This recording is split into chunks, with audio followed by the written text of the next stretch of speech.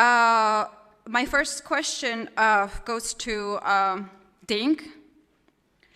The most critical moment was on move 32. You had 8 moves still to make until the time control increment, and you made rook to d2 and then rook to d3 inaccurate moves.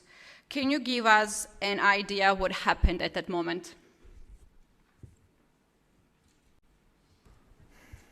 Yeah, in the previous move, when he played rook c4, suddenly I realized maybe I was slightly worse after that.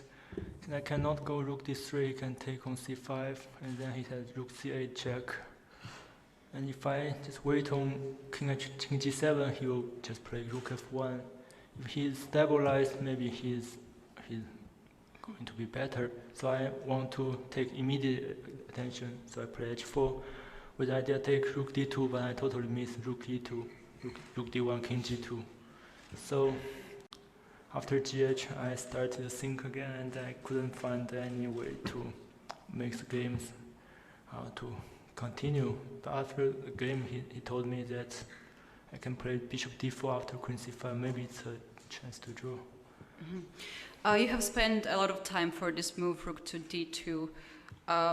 Is there a chance that you just somehow disconnected and you just lose the control on time? Yeah, after g takes h4, it's very hard to play, actually. If I just wait here, then he'll play rook f1, then my position is hopeless. So I just couldn't find the right continuation during the game.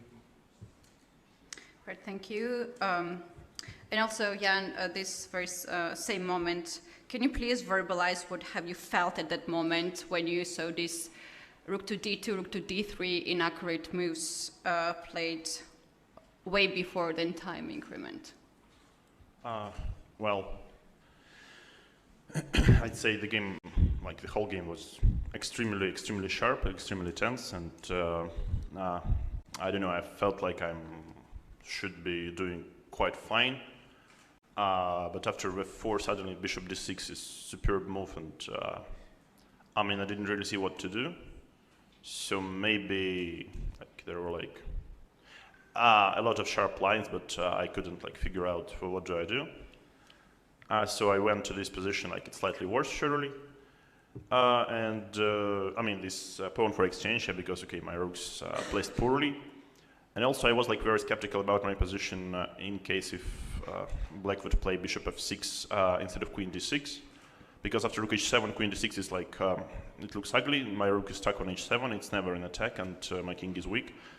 So I was really concerned at this point, but after, let's say, queen d6, at least okay, I could play queen e3, rook c4, and just stabilize a little. So I shouldn't be losing by force or something, yeah. And after it was like suddenly h4, I guess black has all reasons to be ambitious here, but I would say it would be quite normal to make some solid moves, like I don't know, king g7, just rook f5, repeat once or twice, and then okay, pass the time trouble, because black has endless moves basically. Yes, or black could never be worse because of my king is so weak and d-file is controlled. Yeah, after h4 I felt like maybe it becomes like sharp and you know, let's say 3 results instead of 2. And then after rook d2, rook e2, rook d3, okay, my first intention was to grab on c5 immediately, but then I saw bishop d4 check. You know, c takes d4 in case, rook d1 check, king g2, queen f4, and I wasn't sure if there is a win for me, because okay, my king is so exposed, and there is like queen f1 idea and so on. So perhaps, I mean, okay, I always have a draw, but maybe black is also doing fine. Yeah, I mean, black can hold the draw. So after bishop d4, I can at least try. After bishop d4, I can at least try like taking on d4 with the queen, and play 2 rooks against the queen with the c pawn, pass it. But yeah, it should be probably about equality, but yeah, it would remain very complex. And after he, yeah, you know, suddenly played rook d3, queen c5, rook d1 check, yeah, I felt like he completely lost the trace, and here I think my king is super safe because okay, rook on c4 it controls all sorts of checks from g4, e4, and yeah, basically white I think is winning at this point, and also like the time trouble became really severe. Right. Thank you very much.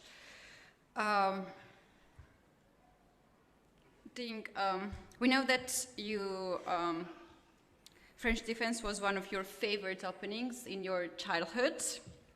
Let's say at the beginning of your chess career, but you have not played since 2013, according to the database. You played it here strictly because of the practical reasons, or there were some sort of sentimental reasons to that? I think both reasons exist. Actually, during a walk with Richard back in Hangzhou, I told him I may play French defense, but it's half joke, half serious, but he take it seriously. So yesterday he insisted me I can try this French defense to surprise my opponent, and I take his advice. I prepared a lot for this game.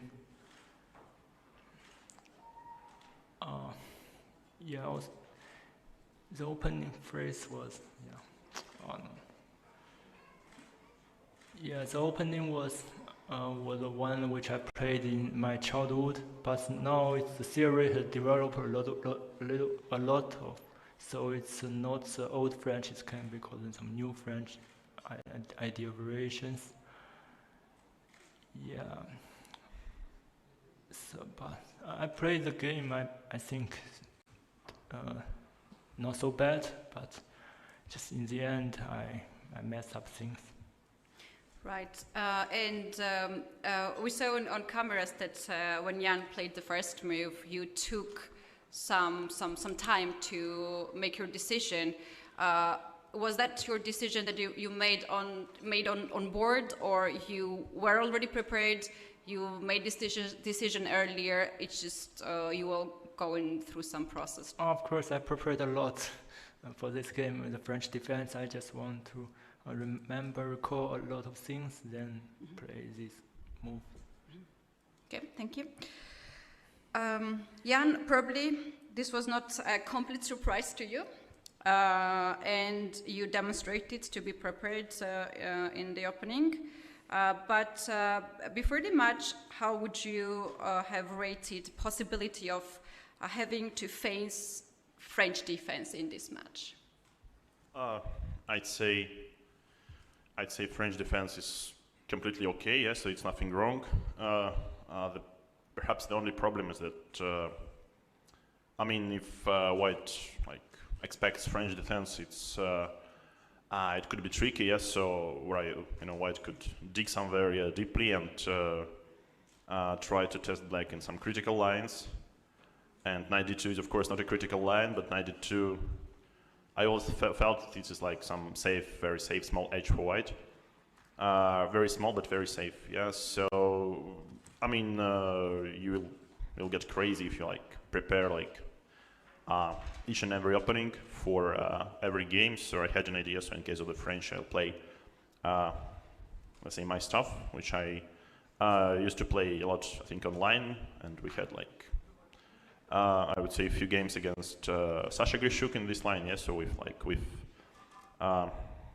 successes from both sides at some point, yes. So, but I always thought that this bishop e7, knight c6 should be somewhat forced for black, and I was slightly surprised because I think black is trying to be more, let's say, more principled in this line, like after 95, some bishop c5 ideas, or even b6, bishop b7. At least I can recall Sasha played something like this against me.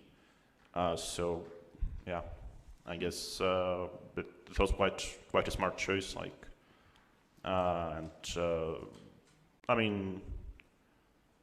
Probably every side got what he wanted. All right, thank you. And